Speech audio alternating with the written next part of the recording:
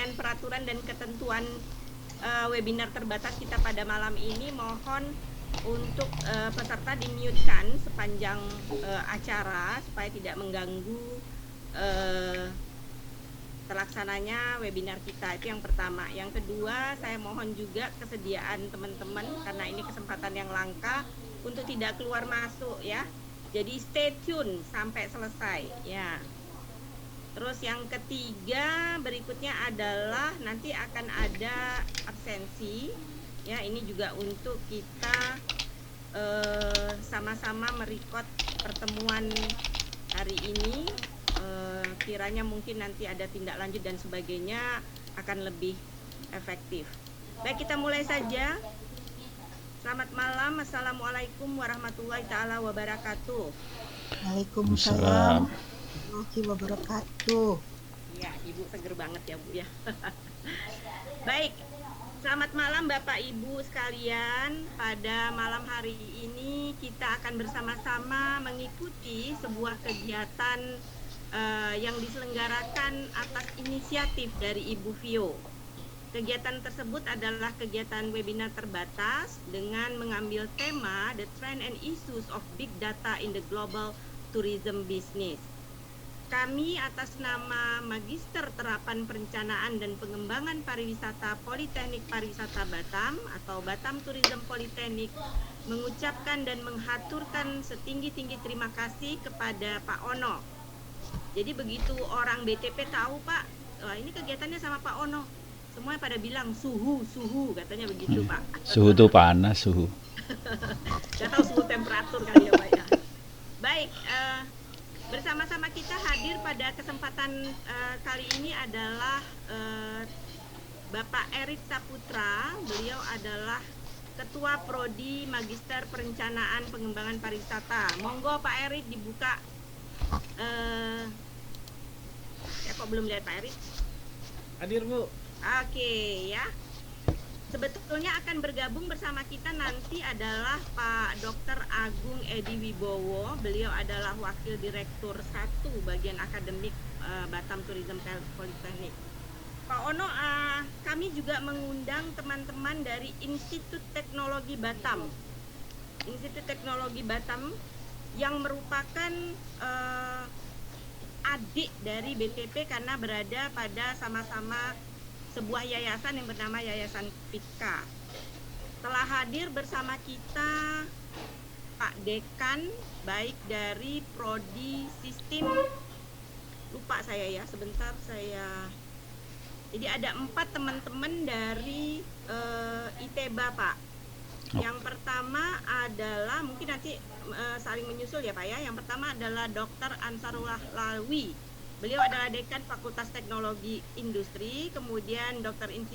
Imade Sondra, Dekan Fakultas Teknologi Informasi. Bersama-sama kita juga ada Dr. Sabarinsah, Ketua Program Studi Sistem Informasi, dan Pak Abral Mansril, dosen program studi teknik komputer. Jadi sekalian Pak. Tetapi yang paling istimewa pada malam ini adalah berkumpulnya 2 angkatan, angkatan pertama dan angkatan kedua mahasiswa kita dari program Pascasarjana Perencanaan dan Pengembangan Pariwisata Kepri. Beliau ini berbagai macam latar belakang Pak Ono. Ada yang berasal dari birokrat. Hari ini alhamdulillah angkatan pertama kita dilantik.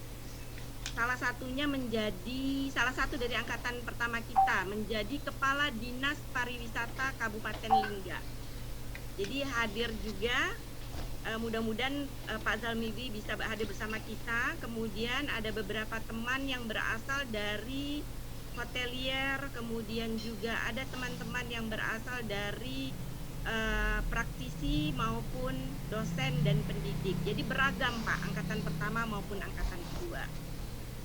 Selanjutnya kami merasa berbesar hati atas inisiatif dan bantuan dari Ibu Vio. Jadi Ibu Vio ini kalau teman-teman pada bilang dosen kece badai Pak Ono. Kece badai gitu loh. karena atas inisiatif Bu Vio kita dapat dipertemukan pada kesempatan webinar pada malam ini. Baik, untuk tidak memperpanjang waktu, saya akan sampaikan ketentuan acara webinar kita. Selanjutnya nanti akan diambil alih oleh Bu Vio. Selanjutnya kemudian pemaparan dari Pak Ono, dan berikutnya adalah question and answer, sesi tanya jawab yang kami harapkan akan sangat efektif di sela waktu yang sangat sedikit. Mudah-mudahan teman-teman tidak rebutan ya. Baik, selanjutnya kami persilakan kepada Ibu Vio. Sekali lagi terima kasih banyak Bapak Insinyur Ono Widodo Purbo MN PhD. Saya sampai Google di Wikipedia loh Pak, takut salah nama. Baik, terima kasih.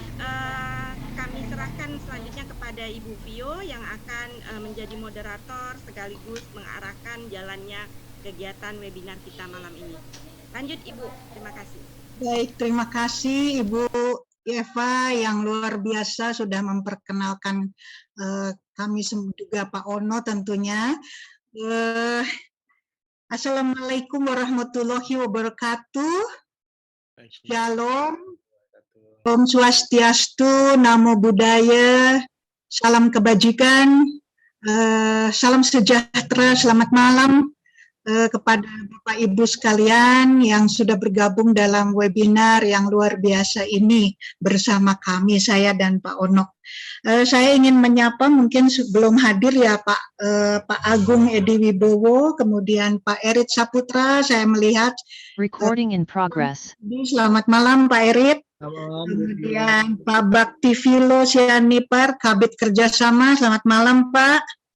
Pak Ansarullah, kemudian ada Pak Made Sondra, kemudian ada Pak Sabarinsah, Kapro di Sistem Informasi ya Pak ya. Kemudian juga selamat malam kepada Ketua dan Pengurus Himpunan Mahasiswa Pasca Sarjana dan Bapak Ibu semua, khususnya kepada Mas Ono atau Kang Ono, teman sejak kecil, teman masa kecil sampai sekarang. Selamat malam Kang, hatur nuhun pisan. Terima kasih sudah bersedia untuk sharing dengan terutama pada mahasiswa pasca sarjana angkatan kedua dan ke-1 di Batam Tourism Polytechnic. Hatur nuhun Kang Ono.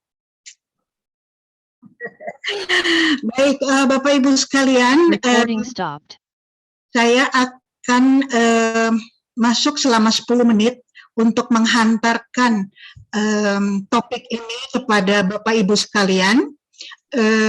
Di sini ada angkatan 1 dan angkatan 2 dan juga ada para dosen dan juga para pejabat.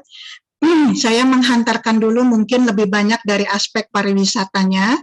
Why Big Data dalam pariwisata, hanya 10 menit. Recording in progress. Recording stopped. Recording in progress. Setelah itu tentunya akan langsung saya persilahkan Kang Ono untuk sharing dengan kita semua. Demikian.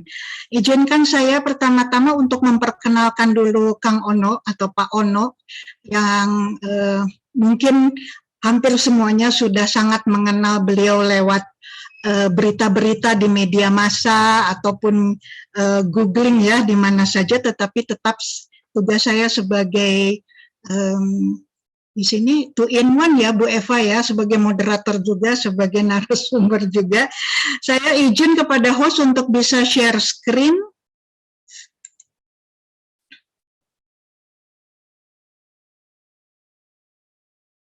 Bisa share screen kepada host. Mohon izinnya saya share screen Bu. Oke.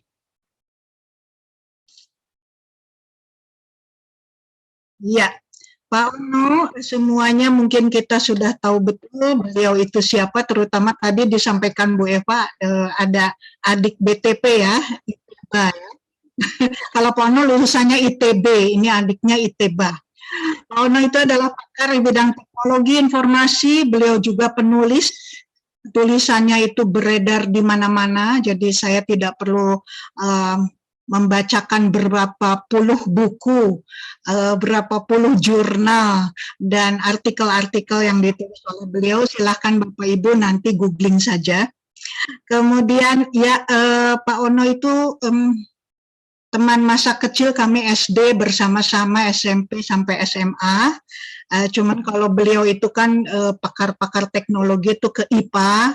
Kalau saya tuh senangnya yang indah-indah, bunga, kebudayaan, pemandangan alam. Jadi saya masuknya ke IPS, sehingga saya ke pariwisata, Pak Ono ke teknologi gitu ya. Setelah dari SMA kami bersama, Pak Ono itu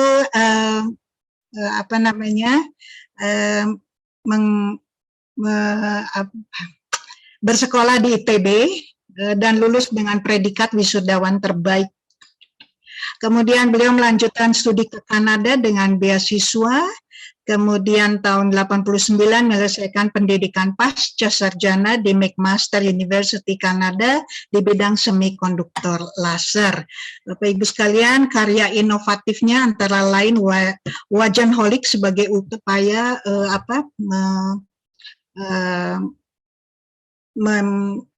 mengadakan koneksi internet murah tanpa kabel. Perlu diketahui saya dengan Pak Ono juga banyak bekerja sama ya Pak Ono ya, ketika menyusun juga rancangan undang-undang ekonomi kreatif, ketika kami ingin sekali di pelosok-pelosok, di sentra-sentra ekonomi kreatif di seluruh pelosok di Indonesia itu kami ingin bikin menara begitu ya.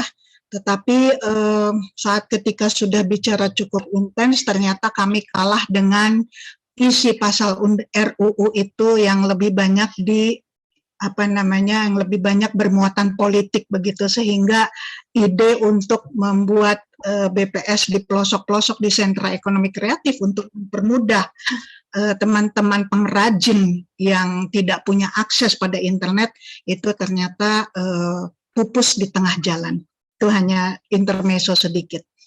Nah, yang luar biasa pada bulan November 2020, baru 3 bulan yang lalu, November 2020, setahun lebih ya, Pak Ono menerima penghargaan International Postal Service Award dari Internet Society.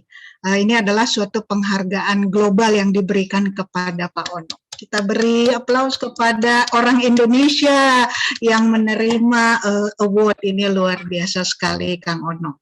Nanti mungkin Kang Ono bisa cerita sedikit tentang award ini ya Kang ya. Baik. Selanjutnya saya akan masuk saja ke dalam ke dalam materi. Tidak lama Bapak Ibu jangan khawatir, sebetulnya ini panggungnya adalah panggung Pak Ono. Jadi saya hanya menghantar dari aspek pariwisata menuju ke big data seperti itu ya.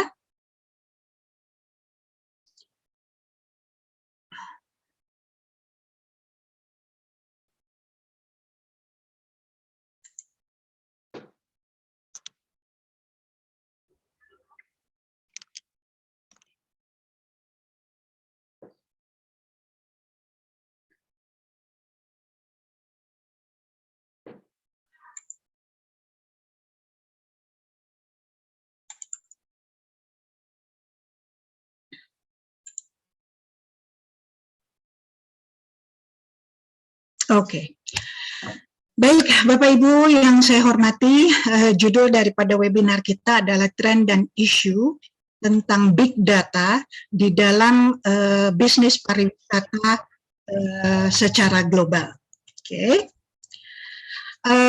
Tidak perlu kita berpanjang lebar lagi, kita semua tahu bahwa saat ini kita semuanya masuk dalam era informasi, di mana informasi saat ini bernilai cukup mahal, bernilai ekonomi yang cukup tinggi. Terutama untuk informasi-informasi yang penting dan akurat, ya, itu memiliki nilai ekonomi yang tinggi. Informasi banyak, tetapi informasi yang penting dan akurat itulah yang bernilai sangat tinggi. Informasi yang presisi tentu dibutuhkan untuk banyak hal, tetapi tentang tourism business, we talk about business, so the most important thing that the data that we have the precise data that we have itu sangat berguna untuk pengambilan keputusan bisnis. Ya, jadi malam ini kita perspektifnya adalah perspektif bisnis, Bapak Ibu. Apalagi yang dibutuhkan para pengambil keputusan dengan big data atau data yang itu tentunya adalah untuk pengembangan perusahaannya atau bisa juga untuk menangani konflik-konflik atau permasalahan-permasalahan yang ada di dalam bisnis mereka. Info-info yang presisi atau precise ini tentu memiliki banyak sekali data sebelum dijadikan informasi yang smart atau smart data. Nah, sebelum itu tentu didukung oleh banyak sekali data, ya. Jadi volumenya sangat besar. Data yang bagaimana yang bisa dikatakan sebagai big data? Datanya itu pasti volumenya banyak sekali, ya. Jadi volumenya besar, dan yang kedua variasinya atau variabelnya atau turunan daripada nomor satu yang besar itu juga banyak sekali. Oke, jadi volumenya besar, variasi atau variabelnya banyak, dan yang terakhir adalah velocity. Artinya semua itu didapat dengan kecepatan yang luar biasa. Bahasa kita mungkin instan. Oke. Jadi singkat kata analoginya kalau kita minum kopi 3 in 1, ada susu, ada gula, dan tentunya ada kopi, tiga-tiganya digabungkan menjadi kopi yang nikmat. Oke, dalam big data, aspek-aspek volume yang besar, variabel yang banyak, dan velocity, kecepatan yang sangat luar biasa digabung menjadi big data. Sehingga tidak bisa sendiri-sendiri. Jadi kalau big data udah aja Bu Fio volumenya besar aja, nggak apa-apa kan, itu juga big data, namanya juga volume besar, it's a big, so that is a big data. No, cannot. Karena volume yang besar tanpa kecepatan yang luar biasa dan variabel-variabelnya yang membuat data-data itu menjadi smart data, kalau itu tidak ada, maka it's just a big number of data, but it's not a big data. Oke, seperti kopi 3 in 1, boleh nggak Bu minum kopinya aja? Ya bisa aja minum kopinya, terus susunya dipisah, creamernya dipisah, but that's not the thing. Dicampur kopi, susu, dan gula menjadi satu, menjadi kopi yang enak. Big data is we're talking about volume, variable, and velocity, all integrated in a title called big data. Oke, Bu Fio, terus ngapain? Apa manfaatnya big data itu? Oke, big data itu sangat bermanfaat untuk efisiensi dan efektivitas banyak hal, dari mulai hal yang sangat sehari-hari bagi kita orang, sampai yang sifatnya bulanan, sampai keputusan yang sifatnya yearly, ya, seperti yearly marketing plan atau 3-month marketing plan, production plan, dan lain-lain. Oke, efisiensinya gimana Bu Fio? Efisiensi dalam bentuk cost, biaya, jadi sangat sangat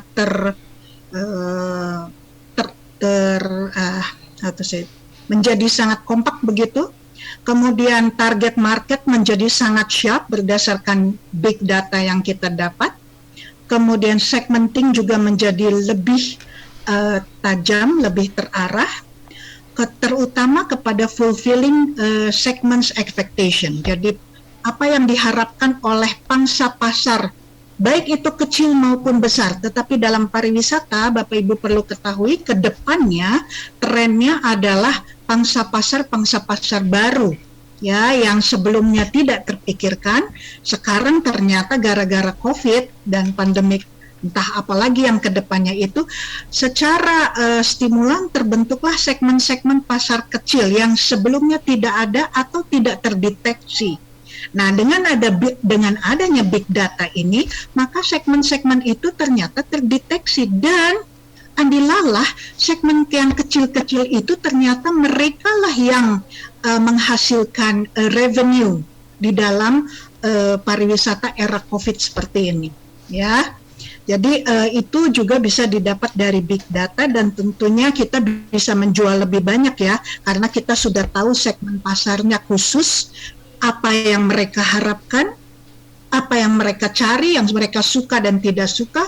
So kita para produsen, dari kacamata produsen, kita akan lebih mudah untuk meng-create suatu produk atau jasa atau fasilitas lainnya sesuai dengan keinginan pangsa pasar yang sangat yang baru, yang sangat segmented, yang sangat tajam itu. Nah, itu bisa kita ketahui, bisa kita lakukan dengan didukung adanya big data gitu ya. Nah, teknologi pendukungnya apa aja ya? Itu nanti Pak Ono itu yang akan berbicara pendukungnya, teknologi pendukung untuk mendapatkan big data ini, nanti Pak Ono punya gilirannya.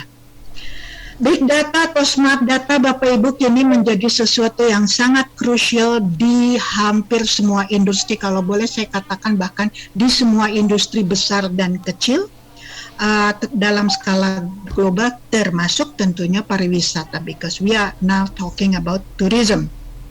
Makin efisien digunakan untuk kebutuhan bisnis wisatawan maupun pebisnisnya dan stakeholder yang lain. Ya, kalau wisatawan misalnya menggunakan big data untuk layanan perjalanan, untuk objek wisata, memilih yang mana objeknya, itu dengan membuka Traveloka misalnya seperti itu, atau TripAdvisor, mereka bisa tahu bahwa objek wisata ini diminati, objek wisata itu memang bagus, harganya mahal, tetapi tidak diminati atau banyak komplain daripada wisatawan lain yang pernah ke sana mengalami hal-hal yang kurang bagus. Kalau dulu kan bisa disembunyikan ya, guest comment itu bisa wah ini jelek komennya, cepet-cepet robek, kita buang, so that komen yang jelek itu dulu tidak sampai kepada wisatawan lain. Jangankan kepada wisatawan lain, kepada pebisnisnya pun belum tentu sampai, karena sudah dirobek oleh anak buah ketika mereka mendapat dan membaca daripada guest comment tersebut. Sekarang dengan adanya big data ini semuanya straight, everybody bisa mendapatkan data yang mereka inginkan. So thanks to big data, bahwa pebisnis mereka tidak lagi terkecoh dengan laporan-laporan asal Bapak senang, asal Ibu senang yang dibuat oleh penengahnya seperti itu. Dan tentunya 5A, amenitas, aksesibilitas, dan lain-lainnya. Bagi pelaku bisnis, apa gunanya big data itu? Seperti tadi sudah saya sampaikan Bapak Ibu sekalian, tentu saja untuk riset pasar. Market research is a very important thing in tourism, dan tentunya untuk yang lain juga. Riset pasar inilah yang sebelum-sebelumnya tidak banyak diteliti secara akurat, tidak banyak dilakukan secara ideal seperti itu yang seharusnya. Kebanyakan riset pasar itu pesanan, ya, titipan ya, pokoknya gimana caranya kau buatlah riset pasar yang ujung-ujungnya harus seperti itu. Jadi riset pasar yang pesanan seperti itu. Well, itu bisa dilakukan juga karena kekurangan data ya, data yang akurat. Data banyak Bapak Ibu, tetapi data yang sharp, yang smart, yang betul, itu sebelumnya adanya big data ini agak-agak sulit untuk kita menemukannya. Kalaupun ada, dijual mahal oleh yang punya data seperti itu. So, dan setelah mereka mengetahui riset pasar, tentunya para pebisnis bisa melakukan dan memasarkan dan menjual produknya dengan profit yang tentu lebih besar. Tahun lalu, tahun 2021, Kementerian Parekraf mengumumkan bahwa strategi pemasaran pariwisata Kementerian Pariwisata se-Indonesia itu akan menggunakan big data, ya. Untuk apa Bu Vio diapakan itu big datanya? Pertama-tama untuk memetakan perjalanan para wisatawan, dari mana ke mana, datang pakai apa, berapa uang yang mereka spend. Ya, jadi kita betul-betul ada segmen, contohnya segmen Chinese market, tapi Chinese market pun akan bisa dibagi menjadi beberapa kategori ya. Saya tidak dalam hari ini saya tidak terlalu banyak mau bicara tentang detail karena ini adalah dosen marketing mungkin nanti yang akan lebih menjelaskan kepada teman-teman mahasiswa. Potensi dan menguatkan aspek-aspek pariwisata dan terutama ekonomi kreatif ya. Jadi saya juga ingin mengangkat dalam sesi saya ini bahwa big data itu justru sangat dibutuhkan pariwisata plus ekonomi kreatif, because now pariwisata dan ekonomi kreatif menjadi ada di dalam satu perut seperti itu ya. Jadi kita tentu memikirkan pariwisata, tetapi juga on the other hand we will have to think about the creative economy. Kemudian ketika kita juga bisa memakai big data untuk public relation aspect, untuk mengangkat integritas suatu objek wisata gitu ya, melalui media sosial dan lain-lain. Bapak Ibu, big data sudah digunakan sebetulnya oleh banyak negara lain itu bahkan sebelum tahun 2010. Jadi sudah lama sekali.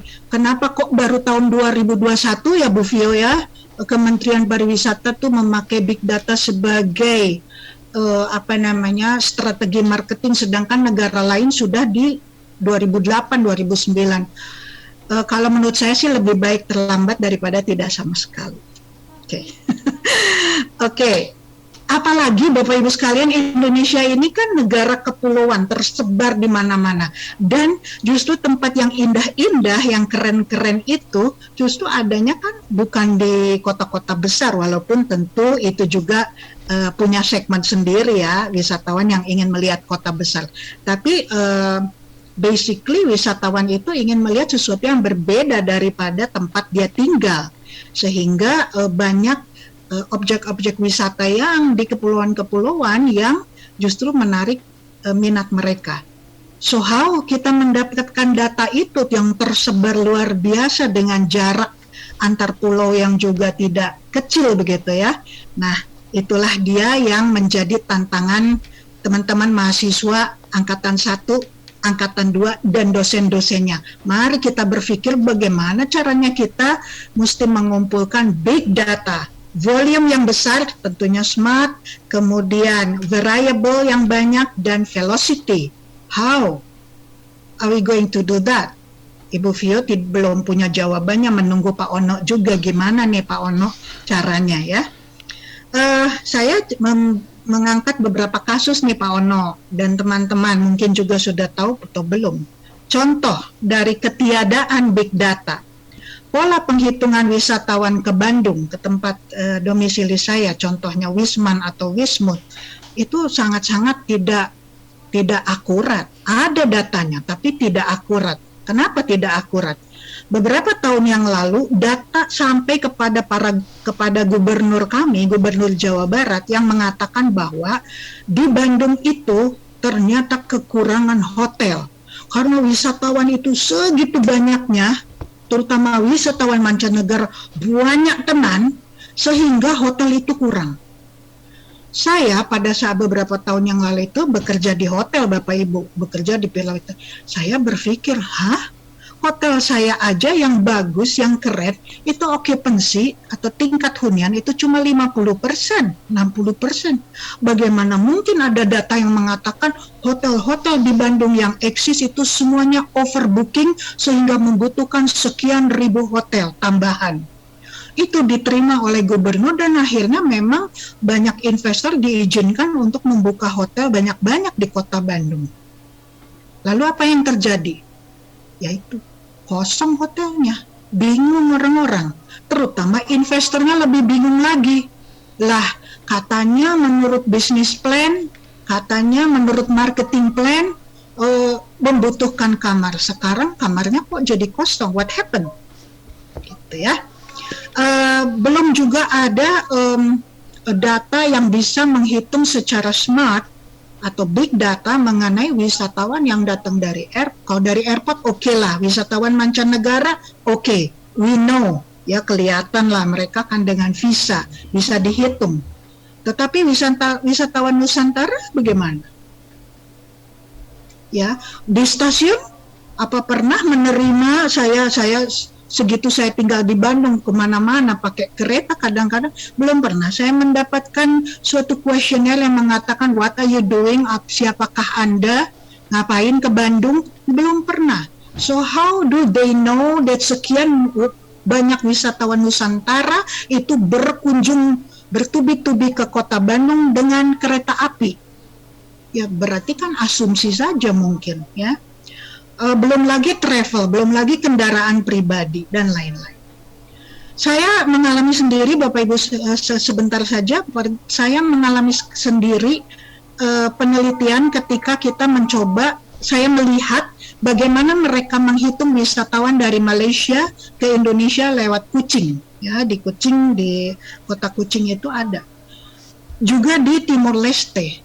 Jadi yang lucu itu, orang Malaysia maupun orang dari Timor Leste itu cuma nyebrang perbatasan mau beli kangkung, mau beli ayam, mau belanja harian, ya ke sana, kemudian dia balik lagi, nginep pun tidak, cuma nyebrang balik lagi ke tempatnya dia. Kenapa? Karena di Indonesia mungkin lebih murah harganya. Itu dihitung pula sebagai wisatawan. Saya nanya kepada mereka yang menghitung, kenapa itu kamu hitung itu sebagai satu wisatawan, 5 wisatawan, lawang setiap hari mereka itu datang belanja di Indonesia cuma lewat perbatasan aja. Oh iya Bu, karena atasan saya bilang pokoknya asal bukan orang Indonesia datang melewati perbatasan itulah turis. Rupanya mungkin nih teman-teman mahasiswa pasca sarjana angkatan 1, angkatan 2, tugas klien dan saya adalah memberi training kepada mereka orang-orang yang menjaga di perbatasan, apa sih yang dimaksud dengan wisatawan itu. Bukan berarti dia punya paspor and then dia adalah wisatawan. Tapi itu terjadi sehingga apa? Yaitu, banyak sekali wisatawan datang dari Timor Leste. Waduh, Malaysia itu luar biasa banyaknya.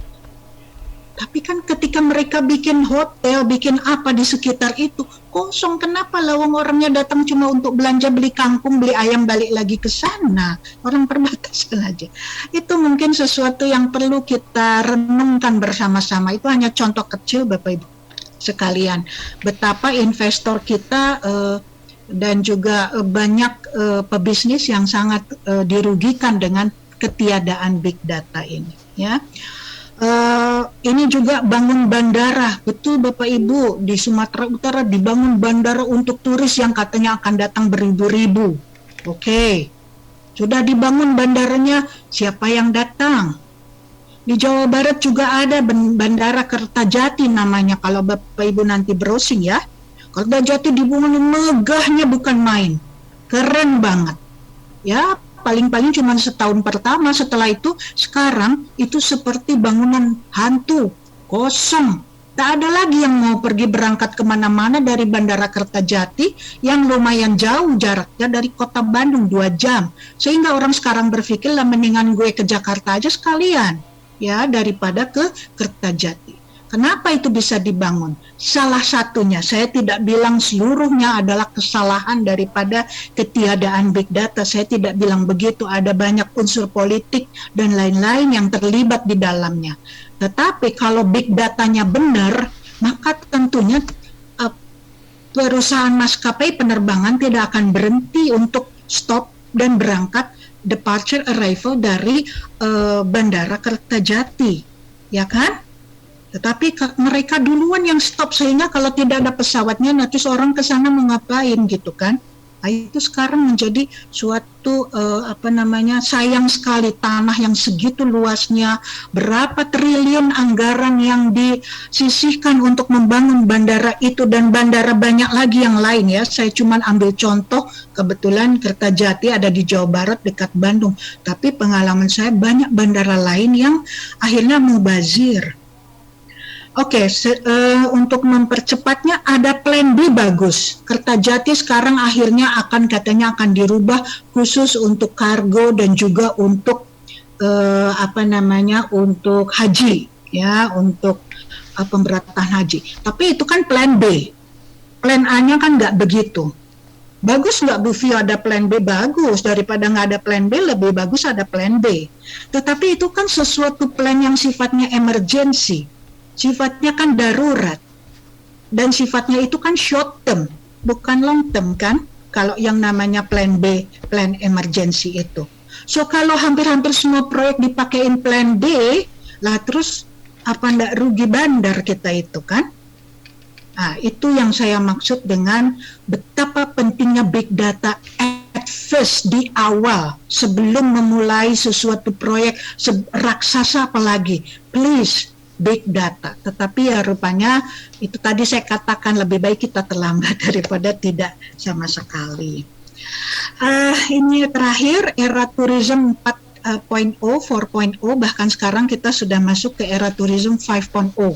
Tetapi okelah kita mundur sedikit, era tourism 4.0 itu adalah era tourism di mana ada kemudahan akses atas informasi melalui media digital.